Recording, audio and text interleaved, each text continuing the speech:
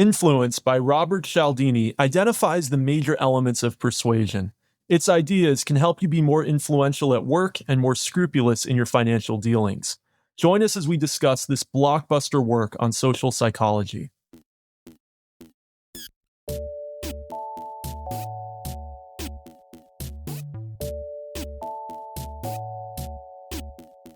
Welcome to Business Books and Company.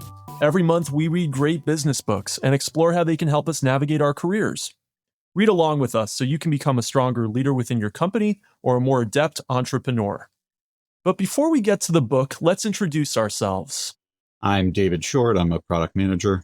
I'm Kevin Hudak, a chief research officer at a Washington, D.C.-based commercial real estate research and advisory firm.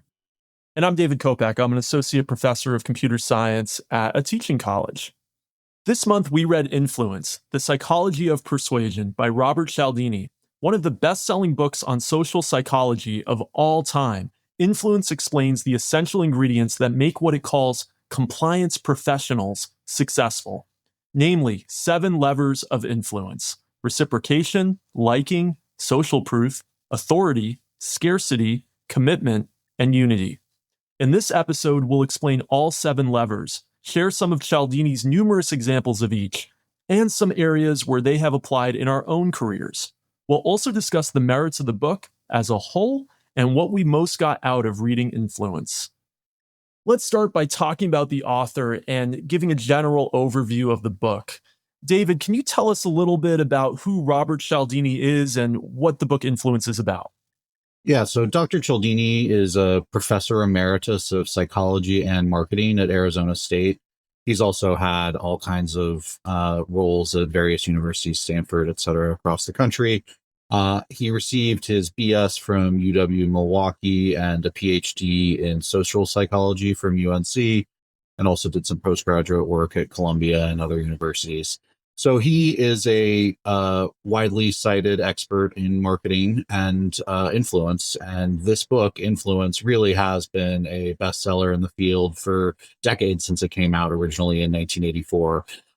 In order to write the book, Cialdini actually spent years applying for jobs in these fields that he considered, to be experts on influence, like used car salesmen, telemarketing firms, fundraising organizations. And so he really went through their recruiting and training process to learn how people in these specialized sales positions, use techniques in order to influence people. And he then translates that into the levers that you covered earlier. And it's really a very deep dive into the world of marketing and influence and how we can convince others of things. And I personally love how he went undercover with some of these different calling firms and used car dealerships. It seemed like he was really getting some good insights from the field. And at one point, he shares an anecdote where he was getting some of the insights from a training. And afterwards, he went to them. He didn't expect that they would let him use the anecdotes that he learned and the training modules that he learned in the book. But going to one of the levers of influence, authority, when he mentioned that he's a professor, the trainers actually became flattered and said, wow, a professor coming down from the ivory tower would actually want to use some of our training anecdotes and training vignettes in his own book. This is fantastic. Go ahead with it. And I just think as a social science researcher, it was just excellent of him to go in the field and actually hear from professionals, compliance professionals who are doing this all the time. Well, speaking of compliance professionals, Kevin, tell us what those actually are. What does Cialdini mean by compliance professional? Yeah, I'm not sure if he coined that term. It was something that I hadn't really heard before. I've said persuasion professionals in the past. Compliance professionals, in his scope, are really anyone whose job it is to get people to say yes, whether to contracts and deals, products, services, offers, any actions. Right? These job roles include salespeople, marketers, fundraisers, recruiters, political campaign operatives, nonprofit executives, and basically anyone who draws on the power of shortcut triggering cues and automatic cues. This almost goes back to Kahneman with the system one thinking, right? If you're using shortcut triggering automatic cues to achieve an objective, then you might be a compliance professional. Or if you're even using those levers of influence to help someone achieve one of their own objectives, right? Even in that case, like therapists, psychologists could be seen as life coaches and counselors, right? What's good about the book is that anyone is really a specialist in compliance in different situations. If you are in a personal relationship, if you're in a job situation where, even if you're not a compliance professional, you're still using one or more of those principles of influence, you too are a specialist in compliance or persuasion. Right. There are very few jobs where being more influential would not be helpful. Okay, now we're going to go through all 7 of the levers of influence one at a time. And for each of them, we're going to discuss what the lever is about, talk about some of the examples from the book, and we'll also talk about some examples from our own careers where that lever has been important. Let's start with the first lever, which is reciprocation. David, tell us a little bit about what reciprocation is in the context of the book. So reciprocation is what it sounds like, and I'm sure we all know the word, but the idea that once someone has given something to you, you feel obligated to give something in return. And so the book really discusses this as a social rule that we have this obligation to return favors. The thought is that this is ultimately deeply embedded in human society, that there were, evolutionary reasons why you'd want to, work together and return favors. People hunted at various different times, and one person gives you food and then you give it back down the line. It's actually like evolutionarily advantageous to be a sharing culture. And that has ultimately led to, cultural indoctrination of this. We teach our children that, sharing is important, that we want to return favors, that if this kid invited you, then you need to invite them back. And the interesting thing is that the gifts really don't have to be valuable or even requested to have this influence on people. And I guess what Cialdini sort of warns you about is you need to recognize when this is being used as a sales tactic and not necessarily feel compelled to return something that was, being used to try and trick you into something where, maybe they were going to make quite a lot of money on you and they were giving you very little upfront. So I think it was a really, eye-opening first, chapter and really brought me into the book, made me feel like I was really going to learn a lot from Cialdini's experiences. Some of the examples he gives in the book are around like free samples. You receive something, it has, little value, but ultimately you feel more obligation to end up buying that product the next time you see it on the shelf, even if it might be quite a bit more expensive than the one that you never received the free option from that might be, of equal quality. Concessions during negotiations is a big one that I found interesting. And Cialdini highlights the Watergate example, actually, which is that at the time of the Watergate crisis in the Nixon administration, there had been a series of negotiations. And so the original proposal for Watergate had been like dramatically larger. I think there were going to be like hundreds of people involved. It was going to cost tens of millions of dollars. There were going to be vehicles, flying over certain areas in order to collect information, et cetera. And so by the time they'd gotten down to the actual final proposal for Watergate, it was only $1 million. And while it seems kind of crazy to us that there was this back office, White House deal for $1 million for everyone in the room, it really was, a much more reasonable proposal than what had been there originally. Interestingly, in the anecdote that they share in the book, there was one guy in the room who hadn't been involved in the earlier 2 negotiations. And he was the one person who was like, this seems crazy. Like, I don't think we should do this. But the other more, influential people had been there for all the earlier negotiations and were ultimately willing to go forward with Watergate as a result of, Cialdini thinks this concession standard. Thanks for that, David. And, I had an example of free samples today. I was going around Costco on a busy Saturday, and I have my kids with me, and, you get them to try a little free bit of some food, and they want more of that food if they like it even a little bit. It's very effective at Costco because when you go to Costco on a busy day, there's like 15 of these stations giving out these free samples. I will say, of course, we're all aware of that, right? And a lot of these examples in the book and a lot of these 7 levers of influence are obvious. So when we go through them, maybe it's reminding you, and when you read the book, about how effective they are. And Cialdini backs it up with research. He provides studies and real world statistics that prove that a lot of these levers of influence work. So when we go through some of these and you say to yourself, oh, that's pretty obvious, I knew about that. Well, that's actually a lot of the book. Let's talk about examples of reciprocation from our own careers. So David, Kevin, in your working life, what's been a time where somebody has given you something and you've given them something back as a result, or the other way around? the clearest example that really resonated or jumped out for me when I was reading this was around, concessions and in negotiations. So I was involved with a nonprofit called America Needs You, where we would mentor first generation college students in professional development. And the big program was centered around a 2-year commitment that you would come, every Saturday for I think it was 9 months a year. You'd come every Saturday, twice a month the first year, and then once a month the second year. So it's like, I don't know, 35 plus like events you're committing to that are basically full day. But we also had a program for mentors just called a career coach, where you just needed to show up for one day. And it was just an incredibly effective way to close people on like a one day of volunteering to like first ask them if they would do, 2 years of commitment, and then be like, oh, but do you want to just show up one time? Like almost everyone does say yes to join the one time. And it does actually get them exposure to it. And then maybe, the next year they do decide, I really did, enjoy coming. I came a couple other times and I am willing to make that commitment. But having that negotiation tactic was super helpful. Yeah, I'd say on my end, this is not necessarily from professional career, but back in college when I was president of our independent newspaper, we used to actually send out fundraising solicitations with a kind of return addressed stamped envelope. And we would make a big deal of the fact that we've paid for postage for the return envelope for folks to donate. And one, the benefit to the recipient was that it made life easier for them. They didn't have to put a stamp on it. But two, in doing so, we recognized that we were perhaps creating a feeling of indebtedness that, if these college kids took the time to put a stamped envelope on, I should at least send them back $5, $10, $20. And at one point, we would also even send issues of our paper in first class mail. So imagine we'd put it in a nice manila envelope with a stamp on it because we wanted that issue to arrive to you, in 2 to 3 days, as opposed to second or third class mail, which may take 2 to 3 weeks. And by then the news wouldn't be news anymore.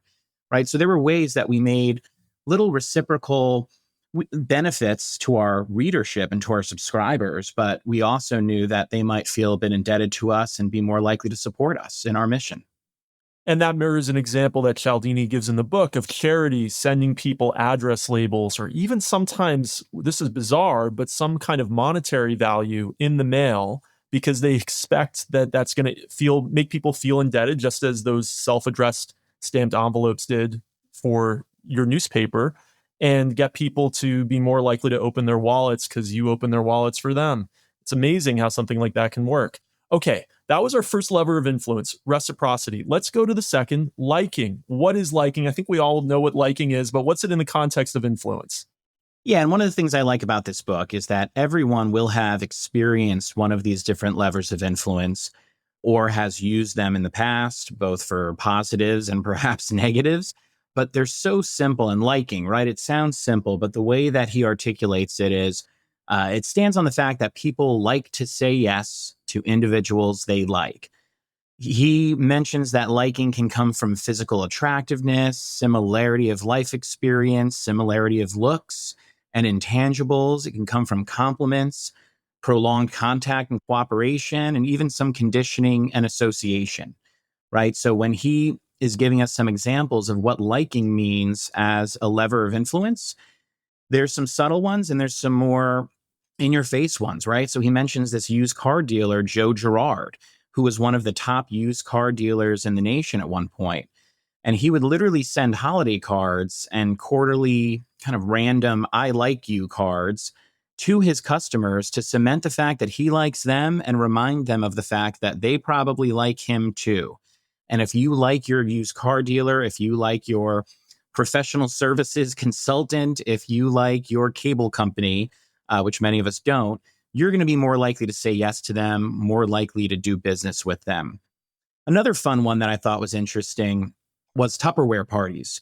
So within Tupperware parties, Cialdini notes that a Tupperware party, remember when you would go to one of your neighbors' homes, there would be a Tupperware representative there with a big treasure box of different, Tupperware products. And this applies to makeup parties and spa parties and all that as well. But they would be there. But the main draw was the likability of the host, right? The person whose house you've been invited to, your neighbor. And Tupperware parties actually contain all of the 7 levers of influence in different ways. And Cialdini notes that. But the most important one is liking, that the guests like their host. They want to represent them well, right? Their friend hosting the party. And if they like him or her, they know that they make a profit from the sales. And that was the key to Tupperware absolutely blowing up that sales channel, that marketing channel, to the point where Tupperware wanted to limit their distribution through Target because they recognized that people might go into Target and only pick up one piece of Tupperware. But when they go to Tupperware parties, we have this unique opportunity that draws on all 7 levers of influence to raise our revenue there. So it was really cool hearing about some of the specific ways that liking factors the influence model. And one simple one that he backs up with research that you mentioned earlier is physical attractiveness. And I found this kind of interesting, that if you just have a more physically attractive spokesperson for a product or salesperson, more people will buy the product. Now, this is obvious, of course, if you've ever watched TV commercials, because we don't put like your average salesperson from the company on the TV commercial. You hire an actor, not because the actor is a brilliant actor, but because they're good looking compared to the average salesperson on the floor. So physical attractiveness, unfortunately, people sometimes say, oh, well, that person was born lucky because they look so beautiful, right? Apparently, the research backs that up to some extent. I'm sure there's a lot of negative things that come with being physically attractive too. But in terms of your influence, according to Cialdini's research, it actually goes a long way. Let's talk about some examples of liking in our own careers. I'll start this time. Something that's always gone well for me is interviews. Job interviews. If I make it to the round where it's in person, I usually do pretty well. And I'm not always the best candidate in terms of my experience or in terms of my intelligence, but I'm often the most pleasant candidate. When I go for a job interview, I pull out all the stops to be as pleasant as possible. I remember when I was graduating from college, it was a tough time in the economy. It was 2008, was the fall of my senior year. And there was, of course, the big financial crisis that just happened. And at our college, everyone went through what was called corporate recruiting, where kind of big corporations would come up to the college to try to get seniors to join them. And usually most people got jobs through corporate recruiting. But that year, because Lehman Brothers had just fallen and Bear Stearns and everything that was going on, people were doing terribly in corporate recruiting. And I did not have the highest GPA, and I was not the most talented person amongst my friends or amongst my fraternity. We're going to talk about fraternities a little later. But I was the first person to get a job. Nobody else was getting jobs, and I got a job. Why? I was very pleasant in the interview for the job I ultimately got, but I made them laugh at the end of it. I made myself likable. I might not have been the most articulate. I might not have even been the most talented. I certainly wasn't. But I was the most likable, probably, of the people who were interviewing that day. And that's gone a long way for me. Just trying to be a pleasant person, being nice, being considerate. Well, Kopek, I would have hired you right away. And I will say that makes a lot of sense to me, because you can train competence, but you can't train likability and pleasantness, right? And to be able to find a coworker or subordinate who is both competent and that you like is a special thing.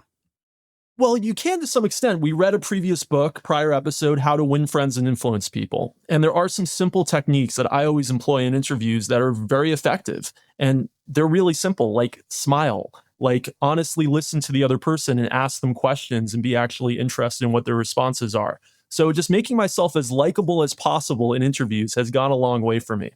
What about for the two of you? What have been some examples of liking in your own careers? So I would say it's not so much an example of liking, but one of the anecdotes that he mentioned, Cialdini, that I liked was, quote, subjects become fonder of the people and things they experience while they were eating, right? And I feel that oftentimes in presentations that I'm giving, I am always the last speaker to go before lunch starts. I've never had the opportunity to actually speak or present data during lunch, but it feels like I'm often the person that goes to that hungriest moment before lunch. And so I will often stand up, and as an icebreaker, I will make sure to mention that I am aware that I'm the one thing standing between you and that delicious buffet lunch outside. And as a result, I will be even more efficient and even more respectful of your time. right? So I'm acknowledging that I recognize this and I'm working hard to make that time as short and relevant as possible. And I feel like that always kind of gets a chuckle, a laugh, and helps break the ice. And, the fact that I'm bringing up food probably makes them a bit happier as well. To a more professional sort of story or strategy that I have, as a focus group moderator, I've done hundreds of focus groups, and I go to great lengths in every group, regardless of how niche an audience we may have, to make sure to demonstrate similarity with my subjects, like what Cialdini talks about. So, for example, for apartment renter focus groups, I'm making sure that they know that I was a renter for 10 years, that I'm considering renting again soon. And I try to draw those similarities with them, right? And once they understand that, they tend to open up more, right? It helps us establish a rapport.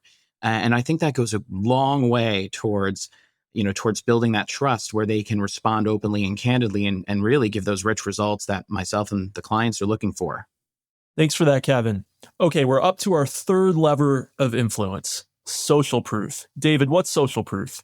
So social proof really is just looking to the behavior of others in order to decide what is right. So really trusting the crowd.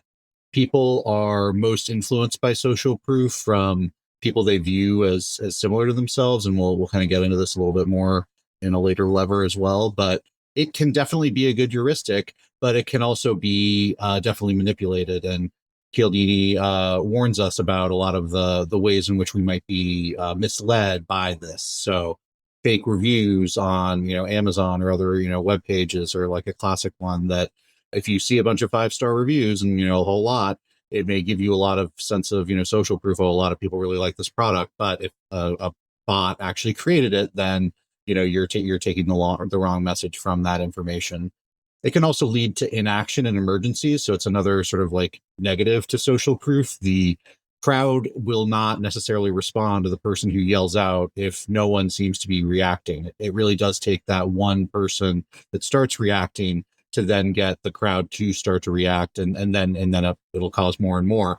But if there's no one reacting to something, it'll give people a sense that, oh, it must not be a problem.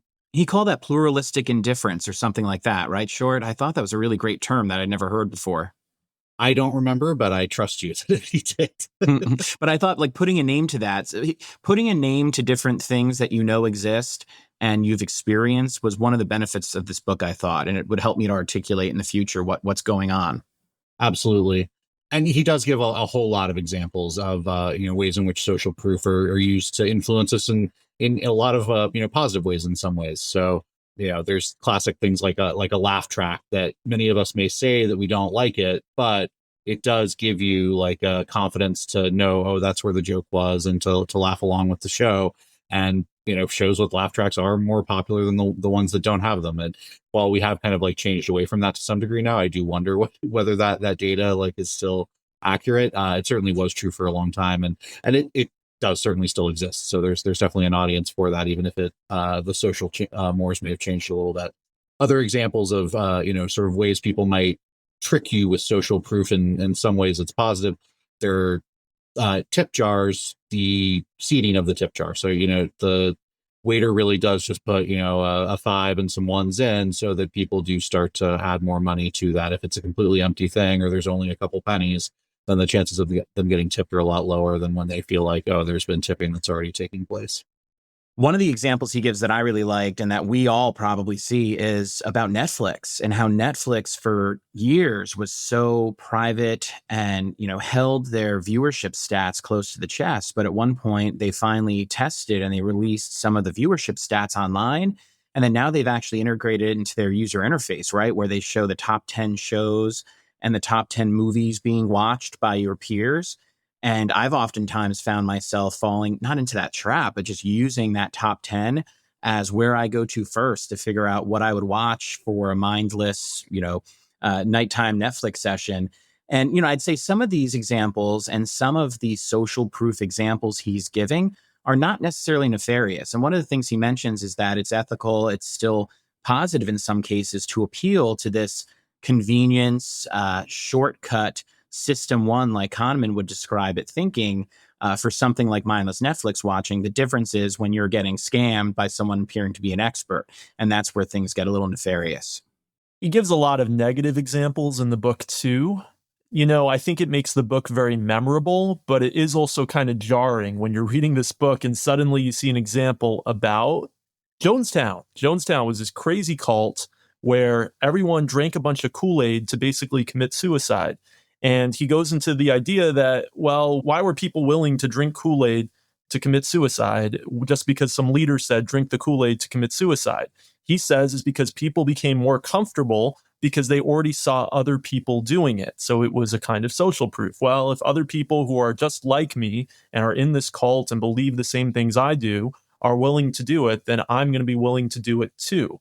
And remember, the big thing there too was some of the cult members had accepted gifts or generosities from the leader, and that was the lever of reciprocity. And that there were some of the folks who got away were the ones who had always kind of shrugged off some of those offers and gifts, and so they didn't feel that reciprocity. And then when it came time to drink the Kool-Aid, the social proof was everyone who was stepping up was looking to their peers to see if there would be a reaction of no, don't do that, or folks reacting when they saw someone drinking the Kool-Aid and then seizing off in the field. And because that didn't exist, everyone just drank the Kool-Aid. I'll say that it definitely made the chapter memorable, but it also was kind of jarring. And he doesn't just go into Jonestown, but he goes into the concept that suicides to some extent are contagious. And he cites the research of another psychologist who studied evidence that when a suicide is promoted in the media, so there's a front page newspaper article about it, or there's a TV show segment about it on the news, that other people in that area who are of similar age are more likely to also commit suicide. So he then goes into the ethics of whether or not there actually should be stories about suicides, because they might actually lead to certain people who are on the edge and not actually necessarily going to do it. But once they got the social proof that, oh, other people like me are doing it, I'm more likely to do it too. And they, according to Cialdini, these studies are well grounded. They're statistically sound. They're statistically significant. There really is this effect. I know that there was a lot in the media about a Netflix show a couple of years ago, which featured some teenagers committing suicide, and then that there was a rise after that show came out in suicides amongst teenagers. So I found these very powerful examples made the chapter very memorable, but I just want to warn readers of the book that, they also can be very jarring. You're reading this book and it all seems like, oh, we're talking about sales, we're talking about finance professionals, used car salesmen, and then suddenly there's these examples about this very serious topic. And if you're sensitive to that kind of thing, you might want to skip over the social proof. And he sort of gets fixated on it for many more pages than most of the examples. Yeah, it really went for a while. Okay, let's go to some more positive examples of social proof from our own careers. So one that I've really seen in my career is how different companies have a different dress code culture. And I don't just mean the formal dress code. Like, for example, where I work right now, it actually says in the employee handbook, we're not allowed to wear shorts. Okay, I don't just mean that. I mean that people tend to dress alike who work in the same place. And I've noticed that you actually get more respect when you kind of match the dress code, match the milieu of what you're expected to wear. So I've had jobs where everybody wears a collared shirt every day and most people wear ties. And I found it was beneficial to me to follow that, especially when you're kind of a low-level employee and you're kind of working your way up or you're new somewhere. You don't necessarily want to be the person who sticks out unless you have a lot of confidence and you have a lot of enthusiasm that makes that kind of fit with you and your personality style. I found it's much easier to actually go with the flow. And by matching other people's dress, actually people I've noticed actually respect you more when you say something. This has been my experience. I'll give you a very specific example. I worked at a college in Vermont. Vermont is a very laid back place. And everyone there wears casual clothes kind of all the time, even at work. You'll have a few people who will wear dress clothes, but most people are actually wearing t-shirts, maybe polos on a day-to-day basis, even the professors. And now I've moved down to Pennsylvania to a college where the dress is significantly more conservative. And I don't know if I'm just imagining it or not, but days where I dress more conservatively, I feel like my colleagues respect me a little bit more than days where I dress more like I would have dressed in Vermont. I think that's a real thing. And I think workplace dress culture is an example of social influence. What do you think? Well, remember, Cialdini even said himself that in that one experiment, pedestrians were more likely to follow a suited business dressed person into traffic than they were a person dressed like one of your fellow Vermonters, Kopek. So I think you're onto something. Yeah. And what are some examples of this from your own careers of social proof? So I would say, as folks know, I work in commercial real estate research and advisory services. I also have a lot of experience in just typical B2B and B2C, management consulting and research. And so my team and I put out thousands of survey invitations and focus group invitations. And I would say, starting with something very simple, when we're sending out these invitations to participate in a survey, we're really selling participation in that survey, right? We are marketing participation in that survey to benefit our client, ourselves, our insights, our ideas, and get feedback. So when we're sending out those surveys, I typically will make sure to include a mention that, hundreds of your colleagues, hundreds of your peers are taking the same survey, which is truthful. And to back that point up, I will include anonymized feedback and bullet points that we're getting from folks who have taken the survey so far.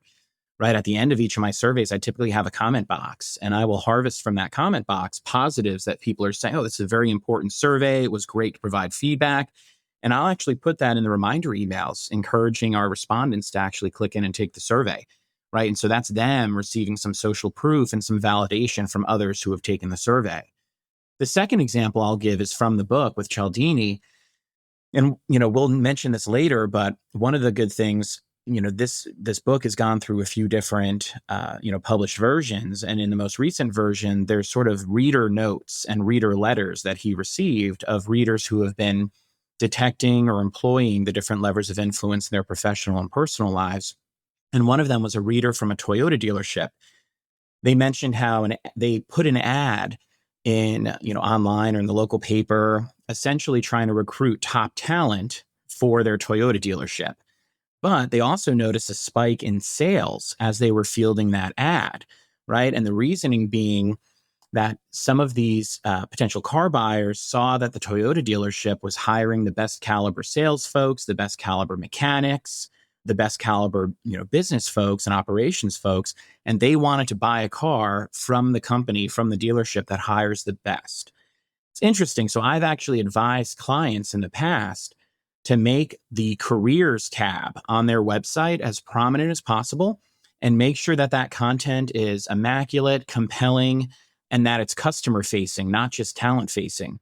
Particularly in the B2B world, I would see that clients will be more willing to work with a company they sense is soliciting and finding and hiring the best, right? Because ultimately, if they are searching out the best talent, incentivizing them well, they have that robust careers page, that client will think that those same people will service them and give them a better experience and give them better value, right?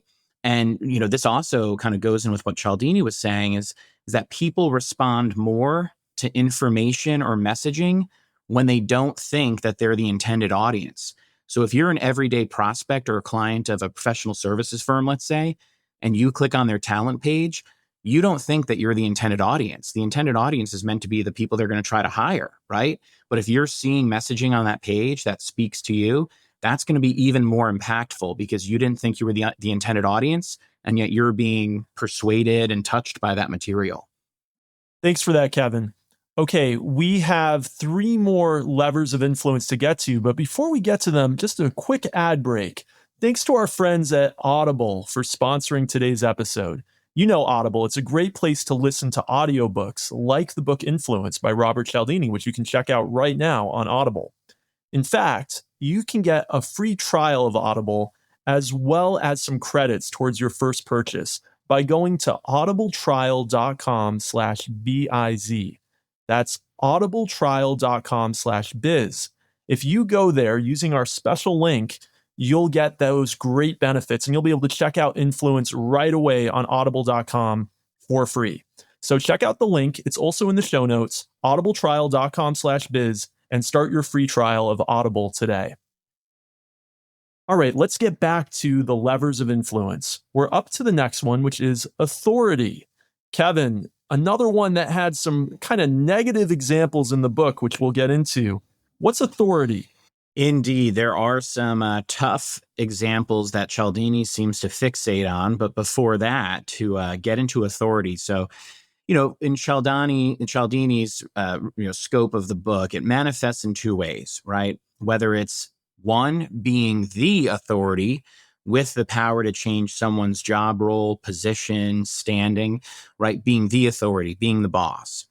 The second example is being an authority, right? Having expertise, knowledge, or firsthand experience in a given subject, right? The general principle is that people will be more likely to say yes because experts recommend it, or they'll be more likely to say yes because their boss or someone in a position of power recommends it.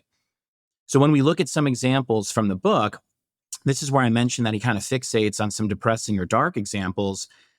He dedicates a lot of page space to this as well, but Cialdini goes into this teacher-learner authority voltage experiment by social scientists Abraham and Milgram, where the teacher, who's a research subject, has to quiz the learner, who is also presumably a research subject, and they also have a authority researcher in a white lab coat who is one of the social science researchers, as far as that teacher subject knows. The teacher subject quizzes the learner on impossible questions, a series of impossible to answer questions. And whenever they get it wrong, the teacher has to trigger a shock for the learner. And, even as this progresses and the voltage levels go up, the authority researcher keeps telling them to shock. And what they found is that the teacher often does, almost 100% of the time, the teacher research subject will keep hitting the shock, even going so far as 400 or more volts, right? Luckily for that learner, the experiment's really a setup, right? The learner who's in the box getting shocked for getting questions wrong in most of the iterations is a plant from the research team, right? And it's not getting shocked, but Cialdini describes the screams and the tremors and everything that this poor teacher subject is seeing as they're shocking this person, right? And they're deploying all this pain, but yet still doing it because the authority in the lab coat is telling them to. It's that unfortunate kind of, I was just following orders excuse. And somehow all of the respondents, all the subjects in this experiment keep doing it. And Cialdini uses this to show the power of authority, but it gets pretty drawn out. And I think he describes how the teacher subjects, the ones who were administering the voltage, ended up having tremors and classic PTSD symptoms like during and after the experiment. But again, it's kind of a dark, depressing way that Cialdini shows, the effect of authority as a lever of influence. And then, he goes into some lighter hearted ones, like folks dressed as bank examiners who ultimately end up scamming senior citizens. One of the lighter hearted ones is security guards who are ordering citizens to give their peers dimes to pay the parking meter, right? This authority chapter is a little dark and depressing, but it does go to show. And some of this is respect the authority of scientists as well. He gets into some of those examples, but the ones that stood out to me mostly involve scams and very harsh electric trials. And he gives a warning in the chapter that we should think about this in the context of government, that people are very likely to answer to what authority figures tell them to do. And so we should always be cognizant, and I think the founders of the United States were cognizant of this, that we need to have some kind of mechanisms to check and balance the authority of the government. Not to get too political, but of course, this is a lot of the debate over the COVID-19 pandemic. And Cialdini talks about it briefly in the book with one of the examples from a nurse who was working as obviously on the front line and went to a supermarket and wasn't happy that some of the other people in the supermarket weren't using the hand sanitizer as they were going through the supermarket. So she called up the manager of the supermarket and was like, hey, this is going on. And then they put a rule in place that people need to use the hand sanitizer. And then suddenly everyone started using the hand sanitizer. I think we saw during the COVID-19 pandemic that people will generally follow the rules if an authority figure is telling them you need to follow the rules.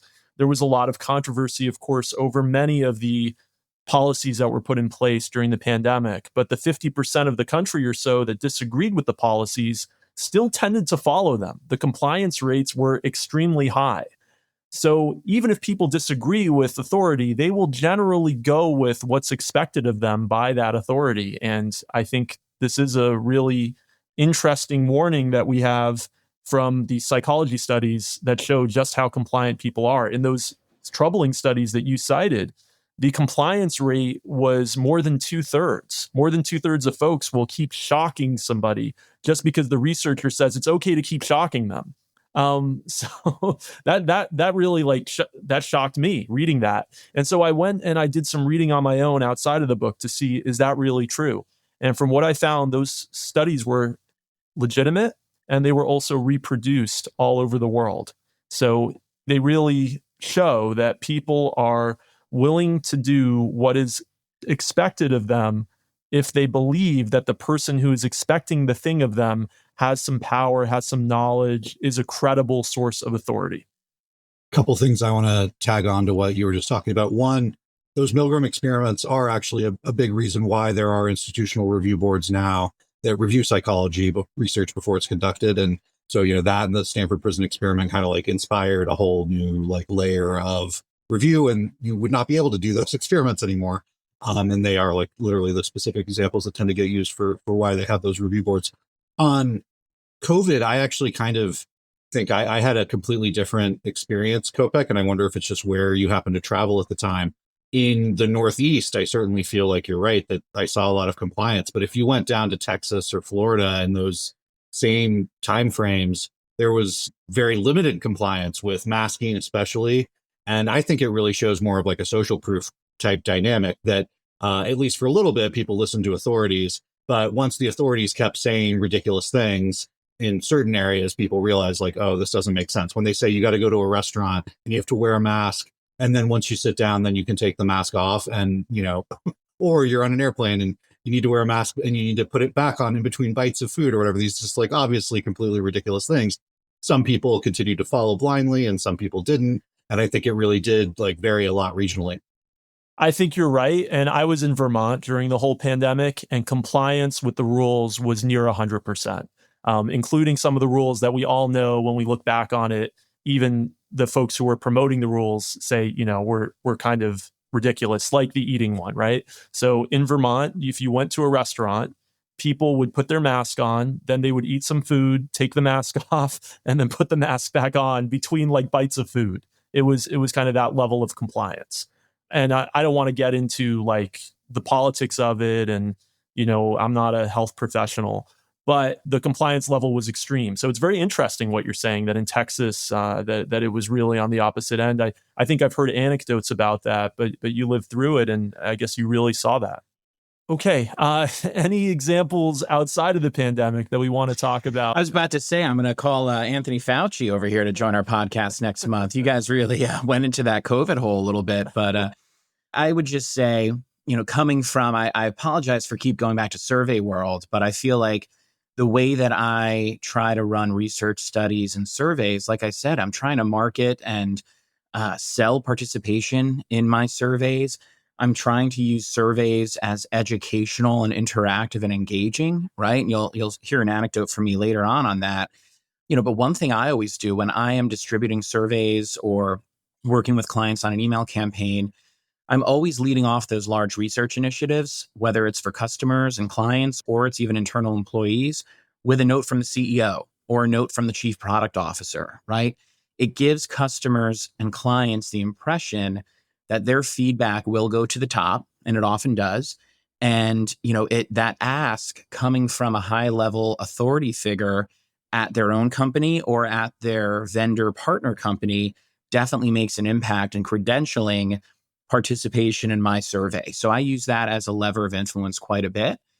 Then one other thing that I thought was great, he does bring up a lot of depressing, dark examples like the Milgram experiment, like Jonestown, suicides, etc. But he often revisits the Warren Buffett example, right? And he also often talks about how at the start of all of Warren Buffett's annual reports for Berkshire Hathaway, he would build trustworthiness by beginning each of those investor letters, those reports, with a mistake that he made. And then he will detail for that year, and then he'll detail how he was rectifying that mistake, right? And in the past, I try not to make mistakes when I'm doing work on behalf of my clients, but when I do, I don't see it as something to be covered up and something to be ashamed of. I aim to quickly rectify it and then kind of fess up to it, right? And mention all of the things that I've done to both rectify that mistake and also make sure it never happens again. And, it reminds me of, I just participated in a panel at a multifamily real estate technology conference. And we talked about this idea of the silent renter, which is a renter who never has service requests and never engages with their apartment property manager. And for years, there's been sort of this myth that if someone is silent, that means it's fine, leave them alone, right? But in reality, after doing renter focus groups and other research studies, what we found is that the silent renter is just kind of waiting to be engaged. And actually, when you look at recommendation scores, and Cialdini mentions this in an earlier chapter, but when you look at their recommendation and their satisfaction scores, folks who have had service requests, so there have been mistakes made, right? There's been an infrastructure problem. Folks who have made service requests and had them rectified quickly and had that issue resolved were a lot more satisfied on the whole and a lot more likely to recommend that provider than those who have never had a problem. It comes down to relationships too, right? Like a lot of relationship counselors, couples counselors will tell you that if a couple is never fighting, then that's almost as big a problem as having fights that are too big and too encompassing and too toxic, right? It takes having some of those stumbles and making some of those mistakes in your career, in your relationships, to then get the muscle memory for how to correct them, fix them, and make sure they don't happen again, right? So I kind of embrace that philosophy when I'm looking at my own career as well. Thanks for that, Kevin. Let's go to the next lever of influence, scarcity. David, tell us about scarcity. So scarcity is really the higher value that people place on goods that are rare or limited. Cialdini attributes this largely to sort of a version of loss aversion, that they, ultimately loss aversion is that you dislike the losses more than you appreciate the gains. Once people think that like, oh, I don't have a chance to get this in the future, they're worried about that future loss aversion, and they're much more compelled to take action now and go ahead and purchase that good that they think they won't be able to get it again. It also serves as like some level of, social proof as well. The fact that, there are fewer and fewer of them are indicating that other people are acquiring them, that there is demand for this good. He does also point out that a lot of this can be used to manipulate buyers, and frankly, this one in a little bit less of a negative way than some of the other stuff. Like it's effective at compelling people to buy things, but he doesn't seem to come as harsh against it as some of the other negative examples he's given in some of the more recent chapters. So examples that come out from the book are limited time windows for sales. So Black Friday is kind of like the classic example, although interestingly, as we've seen, that window keeps encroaching earlier and earlier as digital sales have really changed the dynamic of how all that plays out. Only a few items are left in stock. We see this especially on websites, right? Oh, only 2 left in stock. I've got to buy it now before I can't in the future. There are also just goods that are naturally created with the intention of having scarcity. So it's various collectible items, discontinued products. Legos are an example where, once a Lego set has been discontinued, the pricing will go up on that because people know they're, not able to get it into the future anymore. And so the remaining ones on the shelves will go rapidly. And in the secondary market, people are now willing to pay more. And he claims also that Apple and Nintendo employ this when they come out with new products, that they will purposely not put enough in their stores so that it'll build up this idea that there's scarcity and a huge kind of rush of consumers to, want the products because they can't have it. And don't forget Cabbage Patch Kids from back in my day. You two are, even though we're only separated by 2 years, I feel like that was a seminal 2 years where Cabbage Patch Kids would never be in stores when you went to get them before Christmas. But then, folks would always come back afterwards because they made a promise to their kids. And Cialdini actually mentions that's why you see sort of a doubling up of revenue in some of these stores, because they will purposefully not have it in stock pre-Christmas, but kids will have made their parents promise to buy them something. And then the parents will always return right after Christmas, and you'll see that bump, Christmas or Hanukkah. It's difficult to think about how these levers of influence are used on our kids all the time. I mean, that it makes us feel kind of bad. For example, Pokemon, and which I don't know very much about, but I know that some of the cards are rarer than others.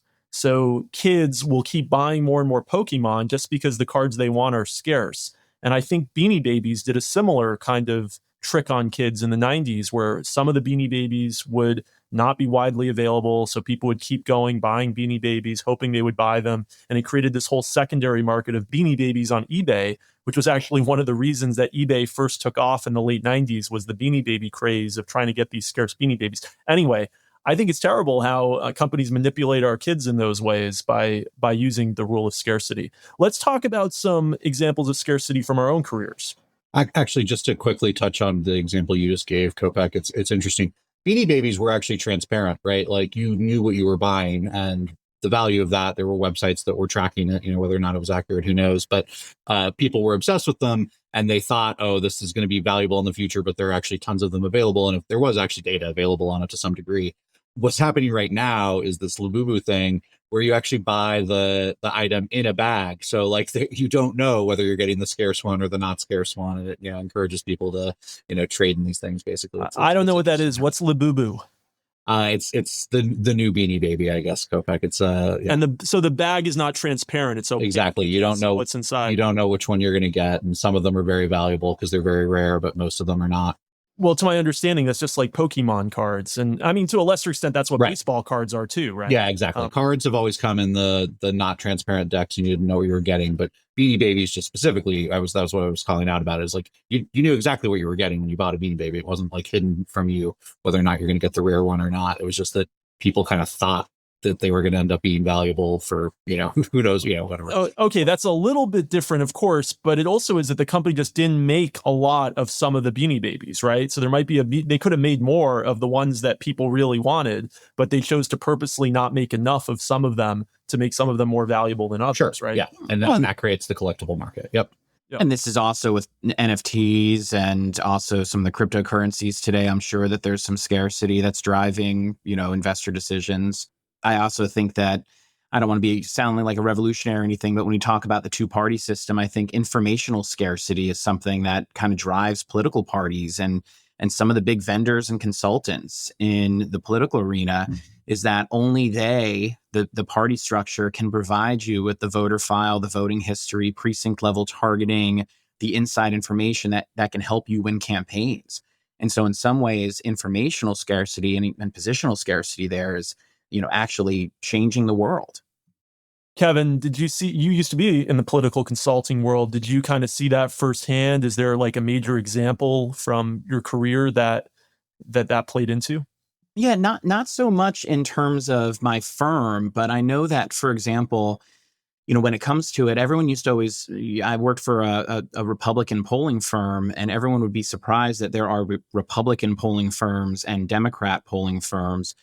When it came down to it, the idea was each partisan firm sort of has inside information about the, larger party agenda, the messaging, the campaign data, the voter data. And so you're sort of siloing that. So as a candidate, you really have to declare yourself one way or the other and work with that party's different data providers, polling providers, messaging and marketing folks, and ultimately get out the vote folks too. So it kind of pressures you into one system or the other in order to succeed, right? And so there's going to be some of those purple strategies out there and purple companies that try to bridge that divide. But ultimately, and it'd be fascinating to do a political industry book at one point for Business Books and Company. But ultimately, it's kind of a chicken or the egg thing. It's a bit of a virtuous and vicious cycle at times. If you ever think about having a third party, we would have to start with the infrastructure, the private companies, and the quasi-public institutions that support candidates. David, tell us about Mac Heist. Yeah, so one of the first jobs I ever had, sort of in between an internship and a job, because one of my close friends from college was a founder, was working at Mac Heist, and they had a program where essentially they would set up an alternate reality role-playing game where various Mac websites would kind of shut down and have these games that you needed to solve in order to get some free software. And so that would get them a big list of users. And then ultimately at the end of, each round of MacHeist or season, I think they called it, there would be a big software sale. And so for, maybe 2 weeks after the end, you would be able to get $500 worth of software for $50. And so this was in the time of shareware for Mac. So there were a lot of these indie developers that had software that they would basically give away, and it would stop working after a week or a month. But they would charge, pretty hefty fees if you did want to actually pay to use it long term. MacHeist, they would get a lot less money, right? They were only getting $50. It was spread across all these different teams, but there would be so many sales in that 2 week period that it would really drive the whole year for any of the software developers that really got into those bundles. So it was this interesting win-win where the people got more software, the developers got, dramatically more sales. MacHeist got, their cut of it as well. And, everyone ended up with like a much better deal. But with that very short-term scarcity thing really driving it, because then the developers could still charge their normal prices for the rest of the year. Yeah, I used to participate in MacHeist, so thank you for creating it, David. It was a lot of fun as a consumer. Okay, let's go to another lever, commitment and consistency. So I commit to taking this one.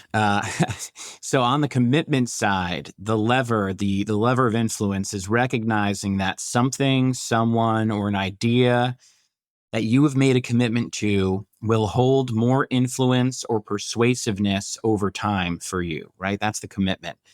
On the consistency side, it's also recognizing that once you've made that decision or one decision, you'll want to be or appear to be consistent with that decision going forward, right? And this can have a snowball effect where one early, seemingly inconsequential decision, yes, I'll put the small yard sign in my front yard supporting pedestrian safety, can lead to many more asks, right? And more significant decisions and actions later on. Like, yes, because I put the small yard sign about pedestrian safety in my front yard, if that same volunteer comes back and asks me to put a big banner in my front yard, then Cialdini says I'm a lot more likely to say yes to that. He gives that example in the book. Another one I thought was really interesting was on courtroom trial selection for all the lawyers who are listening to us, where an attorney wrote into Cialdini and said that when they're selecting jurors, the attorney asks, quote, "If you were the only person who believed in my client's innocence, could you withstand the pressure of the rest of the jury to change your mind?" Right? And that attorney reported that someone who responds yes will have committed to that idea of independence and will want to remain consistent. And in some ways, that will either force a good resolution for the client or force a hung jury even, right? And that factors into their jury selection. But then I also think that one of the examples from the book is where consistency can help drive some good, positive outcomes too. There was a great example that Cialdini gives from a job interview, right? Where the interviewee, right at the beginning of the job interview with the potential hirer, the interviewee asks, "What was it about my background that attracted you to my candidacy?" Right? And the whole point is getting that interviewer, the prospective employer, to articulate why they thought the background of that candidate was a good fit to bring them in for the in-person interview, right? Where Kopech shines, we heard from his personality. Once you get that interviewer to say some positive things about you, to articulate that they've made a decision to do that. And their behavior throughout that interview and the questions you ask and how they report back to their superiors will kind of subconsciously be designed to back that earlier assertion, to make that small decision they made the right one, right? And maybe they'll be slightly less likely to pay attention to any defects that you bring up. And so I thought that was I'd never heard it put that way about asking an interviewer to articulate why they selected you to be in for that in-person interview, to have them articulate, to make that small decision and to really stick to their decision. I thought that was really cool. I'll just say it's not about having a great personality. Being pleasant doesn't require you to have a great personality. It requires you to be socially aware. It requires you to just be nice. Being nice doesn't mean that you're wonderful. It doesn't mean that you're the most charming person in the world. It means that you're kind. It means that you use pleasantries. It means that you engage with people in a respectful way. And so you don't need to have a great personality, I think, to be pleasant in an interview. I love how my small shout out just struck a nerve there where you defended yourself again. Talk about influence. Because I didn't want to self-call myself as, I have this wonderful personality and that's why I do well in in-person interviews. I think I do well in in-person interviews because I'm nice, which doesn't require you to have a wonderful personality. Anyway, there was another example that's relevant to all three of us that Cialdini gives in this chapter about fraternities and their initiation rituals. The idea being, why does somebody feel so committed to their fraternity? One part of it is that they have a shared experience of a bunch of, let's say, some small and some actually a little bit difficult commitments that they made as they went through the initiation process. Famously, a lot of fraternities have some kind of hazing, and that might involve doing something that really is kind of unpleasant. It might be that it's embarrassing. It might be that it's physically strenuous. And sometimes these fraternities go way too far. And of course, some people get hurt. But as a whole, they actually create a bonding experience for the people who go through it because they have that shared commitment that they all made, that shared difficulty that they all went through. They feel like the fraternity is then worth something to them because they went through that commitment to have it.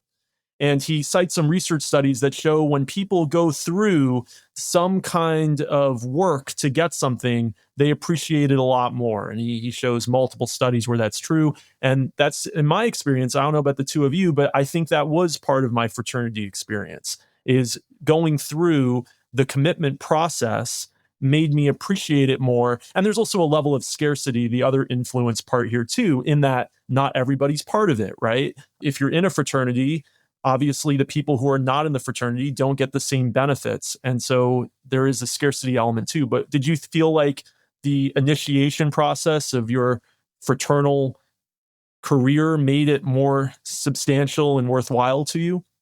I think that going through a pledging process and being actively engaged, I guess what I would say is the people who were actively engaged in the process ended up being the brothers who were more engaged in the fraternity for the most part. And so there were people that would go through pledging and they would kind of go through the motions. And then there were people that would actually like show up as expected. And now none of that exists anymore. So, I do worry to some degree about what that does mean for how, like, fraternities without a pledging process, what the likelihood is of like the true commitment to the organization that'll come from people who are able to join without having to go through all those processes. And for me, it was interesting at Dartmouth to be going through, I was taking a religion and cross-listed philosophy class on liminal experiences and rites de passage, or rites of passage. I don't think I pronounced that correctly, but I was taking that class while going through fraternity pledging.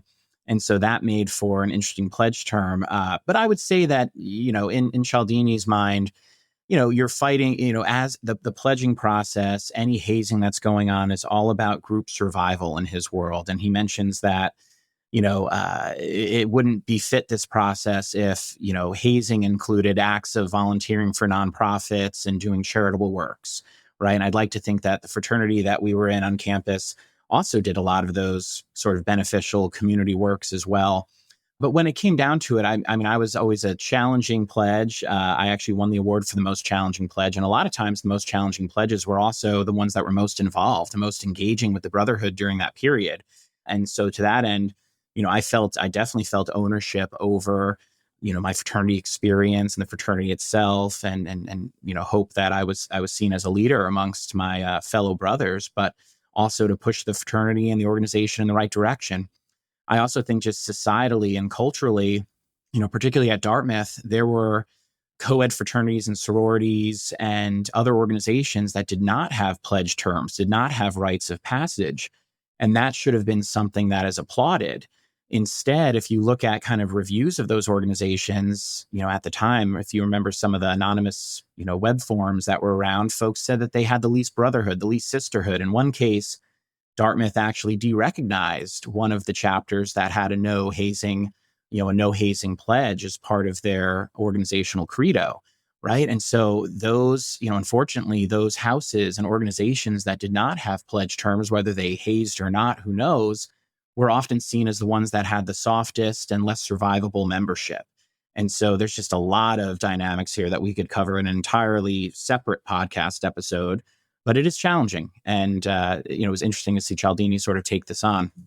I was just going to throw out there that I went through Chinese during pledge term. And so that was at 9 a.m. every day. And I actually had drill at 7:45 a.m. originally, like I think 4 days a week. And I would not recommend that for your pledge term. That was the real hazing that they did. They ordered you to take Chinese with tutorials at 7 a.m. I moved to the 5 p.m. Drill section, so that was at least yeah. And I think at Dartmouth, where listeners, where we all three went, I think there was definitely a big initiative to make fraternities, sororities, and co-ed organizations not just drinking clubs with a little bit of charitable service attached to them. And so I think it's a very different environment than some of the examples that Cialdini was giving throughout the book. So when we think about commitment and all of the levers in this book, we're often thinking about how we can be more influential on other people.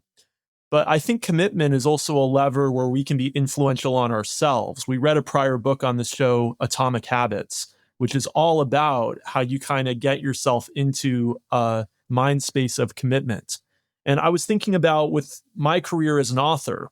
So he says, Cialdini in the book, how when you write something down, you're much more likely to do it. And he, again, cites several research studies that prove that. As an author, people sometimes say to me, like, how did you write that book? I've written 5 books. How did you write 5 books? Like, that sounds like so impossible to me. I could never write 300 pages. Like, well, once you start writing, you've made a commitment to yourself that you're doing this project, you're writing a book. And every time you write, you've committed yourself even more in a small way to the project. So, there's also this whole idea of sunk cost fallacy, which is, even if you've only written 20 pages and you're writing a 300-page book, actually giving up that work you've done isn't such a big deal. But psychologically, when you've already written 20 pages, you feel like, oh man, I've already done all this work towards this book. I'm going to keep doing it. And the small commitments you make, and Cialdini talks about this in the book, how small commitments can actually be very influential, have an outsized effect on the long-term commitment that we make. So if you get somebody to do something small, they're more likely to do something big. Well, the same is true when you're writing a book. Each of the individual pages is not hard to write. I mean, I'm sure everyone listening thinks to themselves, I could write a page, right? If you can write a page, you can write 300 pages because 300 pages is just 300 one-page commitments. If you go and you write 1 page a day, in a year, you've written a book. And writing 1 page a day is a very small commitment, but it keeps you motivated and committed to the bigger goal. So I think authors are very good at psychologically tricking themselves into continuing with a book project by continually making small commitments. So I think we can also think about how these levers of influence aren't just things that can be influential on others, but also influential on ourselves. Yeah, and I like that you brought up the idea of writing and communications. You're bringing it up more as sort of a personal goal, personal influence. What I thought of when I was reading commitments in Cialdini is he mentioned the wording of your commitment, the wording of the ask of someone is important. And as marketers, electioneers, educators, it's certainly important that the wording is right. And one example from my personal life or career was when my mom, Liz Hudak, shout out to my mom who listens to the podcast. So she ran for our town's town board back in the day. And I did hundreds of get out the vote calls and voter ID calls for her, and her volunteers did as well.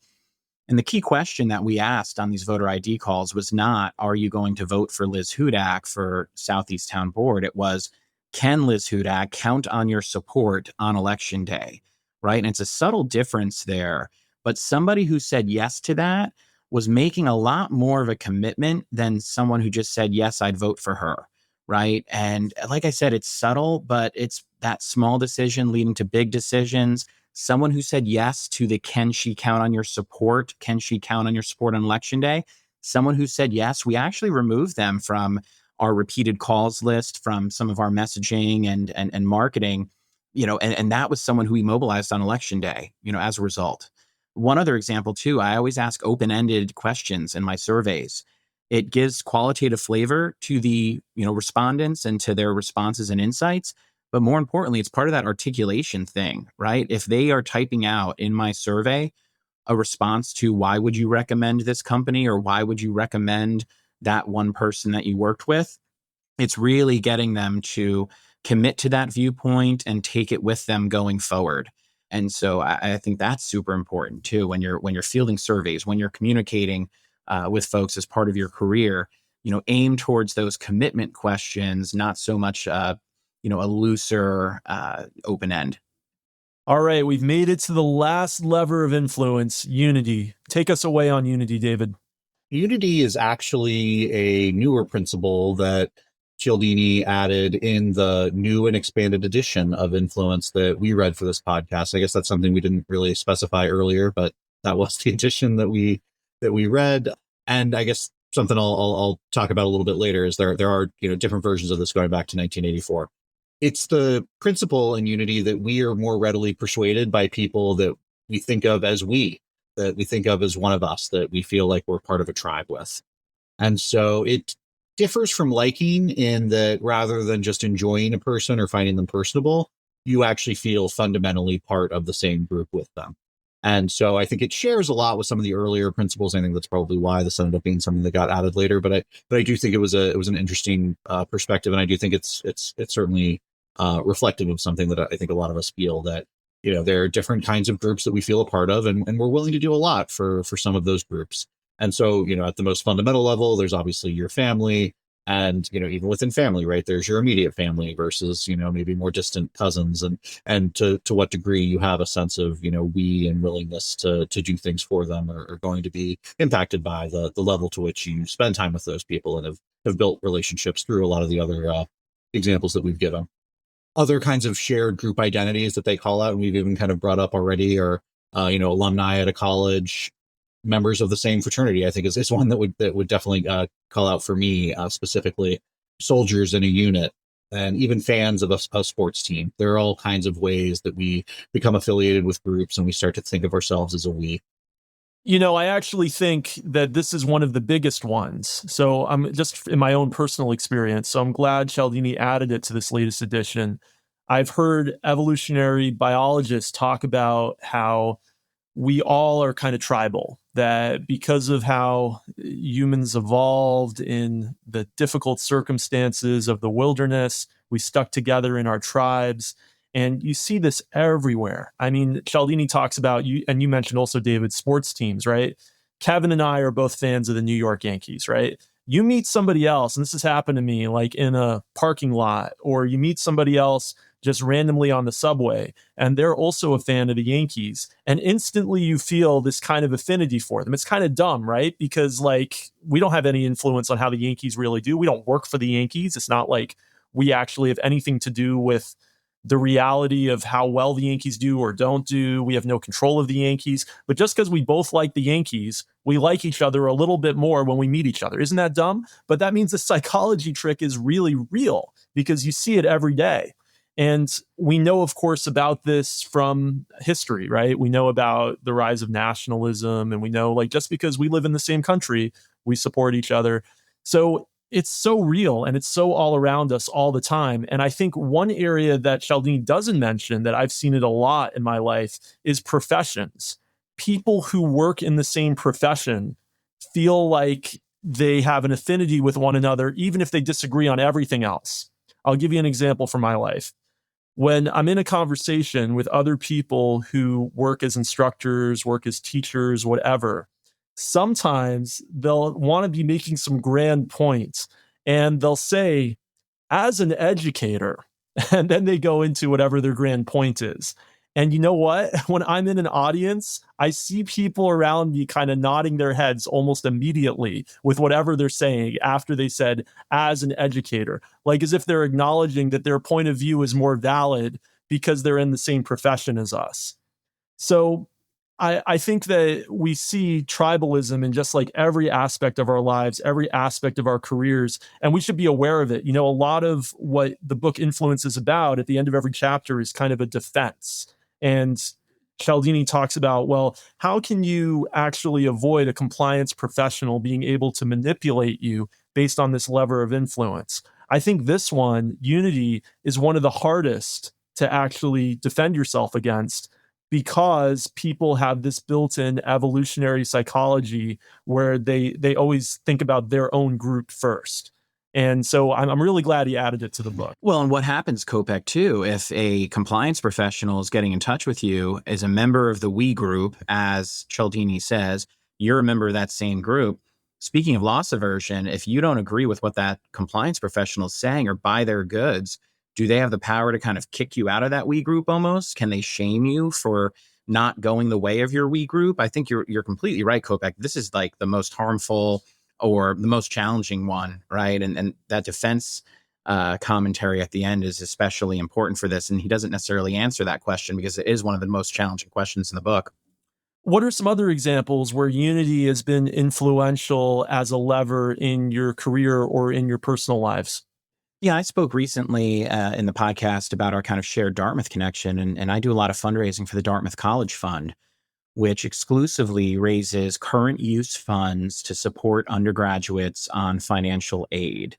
Now, for any folks out there who do fundraising of any sort, alumni fundraising is very special in that the folks that you're calling are sort of all part of that tribe, that Dartmouth family.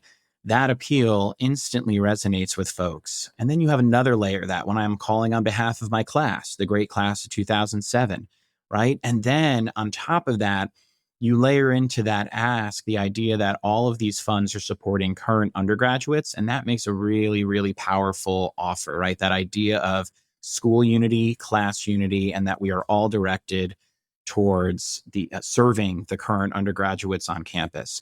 And so I found in terms of compliance persuasion, my volunteerism with Dartmouth College Fund has been some of the most rewarding, but also some of the easiest, just because there is such affinity between folks of this family. I really think there is something maybe not completely unique, but pretty rare about Dartmouth, which is the small size of Hanover and the remote location really does give sort of that like shared place in a way that, other schools obviously exist in a specific place that people are at. But when like almost, half of the town is the other college students, it really is just kind of a special experience that people feel. And then frankly, some of the like shared suffering also just going through New Hampshire winters, I think also makes like that Dartmouth alumni network like even stronger than I think, obviously college alumni networks are strong generally, but I think there's some special things about Dartmouth that do make it even stronger. Well, the early decision deadline for Dartmouth passed November 1st, but as a shout out, there are regular decisions. No, I'm kidding. I'm glad to talk about our shared alumni group. Okay, so we've covered all of the levers of influence in the book Influence. Now it's time for us to talk about the book as a whole. Is there anything about the book in general that we didn't mention as we went through the various levers that you would like our listeners to know? One thing I would just say, and this doesn't necessarily impact my recommendation, it is a longer book, right? Cialdini set out and says it in the prologue that he wanted to be a bit more conversational, right? And it is a long conversation. The edition that we were looking at, gets to about 500 plus pages, and it's heavily sourced. There's a long bibliography at the end, so don't let that page count intimidate you. But one thing that's interesting, that there's basically just the first chapter's prologue, there's the levers of influence, and there's a final chapter. I almost wish that some of the chapters were divided up into sections, that there were more chapters divided up into sections. But the book structure itself was interesting, and we haven't necessarily talked about that. He doesn't want to be like a kind of a pop culture social scientist like a Malcolm Gladwell. He also wants to be more conversational and not so much like a Kahneman. With thinking fast and slow. Sort of falling in between that, though, kind of gets a little lost. And he goes very quickly from like personal anecdotes and vignettes to reader anecdotes and vignettes to some social science, and then back to more conversation, which I found fascinating, but I'm not sure who that would appeal to. Clearly appealing to a lot of people with more than 5 million copies sold, but that doesn't mean that every person that buys it is actually reading the whole book.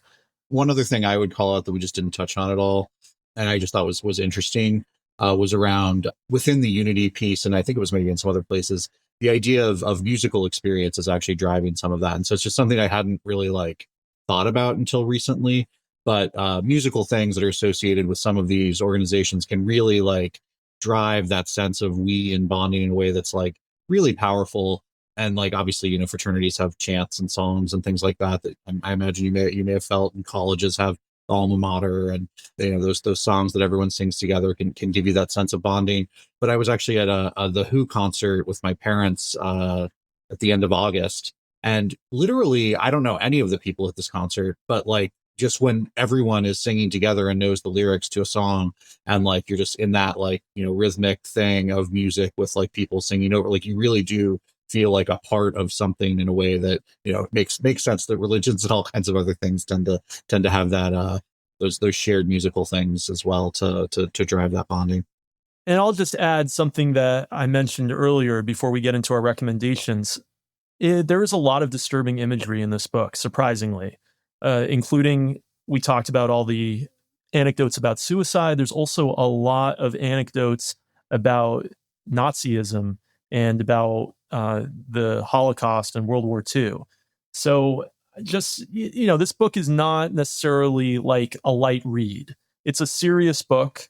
It has, and like Kevin said, it's kind of trying to balance, be in the middle of being like a serious academic book and a pop psychology book. It's definitely more on the side of the pop psychology book. So, but it's very well cited. It has, though, cartoons sometimes, and then sometimes you're talking about a used car salesman, and then you're talking about a Nazi prison guard. So it's kind of all over the place in terms of the imagery. And he talks about his neighbors too. Remember that, Kopek, when he's talking about That was weird. Tim and Sarah next door, and like apparently he thinks they're not going to read the book, but then he talks about the stunning young woman who comes up to him to do a survey as well. There was all these like weird, you know, personal things. It reminded me of what was his name, the 60 Minutes correspondent who would go around and just complain about things. John Stossel? Oh, not John Stossel. Andy, what's his name? Oh, Andy Rooney. Yeah, it was you know, reading this book was almost like he's walking around like Andy Rooney, sitting in on used car dealership training sessions. I see that. I totally see that.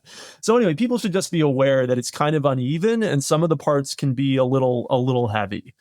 Okay, thinking about the book as a whole, do you recommend this book? And if so, who should read it?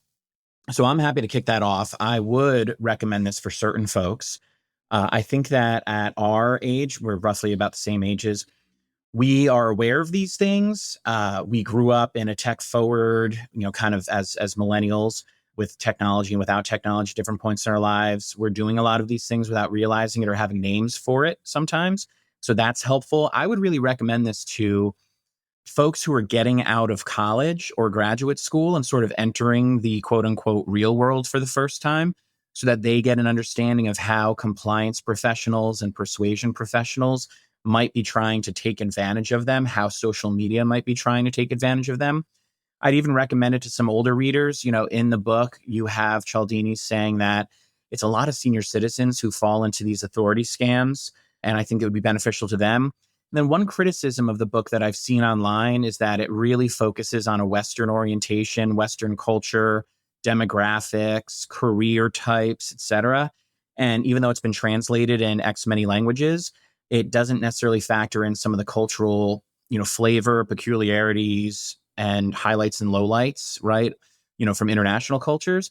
And I think that somebody who is looking to work for a Western company or work, you know, in North America or, you know, Western countries could really benefit from this. So somebody coming from a very different culture, you know, that has their own levers of influence, to learn what is more sort of a Western biased levers of influence, I think would be really helpful for them.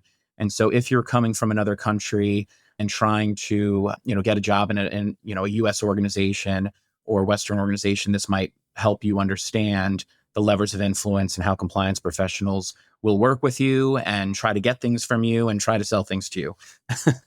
So I will say that I recommend it, but with a lot of caveats, which is that I think I did learn some really interesting things in it, that it is very long. And frankly, it has been so influential that I think I did know a lot of this stuff from, you know, other books that we've read, other, you know, just life experiences that I've had. Maybe I did, to Kevin's point, get some nomenclature for certain things that I didn't have before. But for the most part, many of these things are a little bit self-evident. And he he really hits you over the head with the examples. And honestly, I think to some degree, this may be just a fact, and this is me like guessing, I have not read the other editions, but just being a factor of having re-released this repeatedly, they feel compelled to, add additional content each time. And obviously there are lots and lots of examples of every one of these levers, so you can keep hitting us over the head with it over and over again. But to me, it did feel a little bit that way, that like, it was like, okay, do I really need 70 pages for each one of these examples? I think you should feel free to skim it a little bit. You should feel free to go deeper in the chapters that you think are most unique, or things that you don't know the most about. But I really did learn a lot in it. So I think it's valuable. It just felt a little bit like I probably got the most value out of maybe like 115 pages of the, much longer book. As I said earlier, for a book about influence, its structure and length were not very influential. Yeah, I agree with both of you. I agree with you, David, that the book is just too long. I mean, the actual text of what you're reading is about 450 pages. He could have said the same thing in 200. There's really just an excess of anecdotes, an excess of kind of reader submitted reports. And just, it's not that he's a bad writer. He's a good writer, but it's just unnecessarily long. And I agree with Kevin also that, those the three of us reading it in our late 30s, early 40s, like we are already enmeshed enough in the culture that all of these were obvious to us. That's why we have so many anecdotes about every one, right? That's why in this episode we were able to talk about it so much, because in your career, you're going to see all of these levers of influence on a regular basis, and you're completely aware of them. So a lot of the book is pretty obvious. You know that people who are from the same place are more likely to have an affinity for one another and be more influential on one another. We all know that. We all know that people who we like, we're more likely to listen to, right? These all of the 7 levers of influence are obvious, but by making them at the forefront of your mind, you're more likely to pick up on when they're being used against you, which is why I think it's great that he added those defense parts of every chapter. How do you protect yourself from these levers of influence being used against you? For your career, I agree with you, Kevin, that if you're young, like you're in your 20s and you're just coming out of college and starting your career, this might be a great book to read because you don't have all that life experience where you've seen all of these levers be used. And so it might make you more aware of them earlier on. But I will say, I think the more useful book is a previous book we read on the podcast, How to Win Friends and Influence People, which is kind of the less academic version of this book, which has more practical tips for folks who are starting their careers. So if I was just going to read one book on influence for somebody who is trying to improve their career, I'd probably read How to Win Friends and Influence People, just because it's more practical. This book is better supported by all of the studies that Cialdini cites, but that book is actually the one that's going to say, okay, this is what you should do tomorrow at work. That's going to help you get to the next level. Well, How to Win Friends and Atomic Habits combined would give you a pretty good personal and external agenda for life, I almost feel.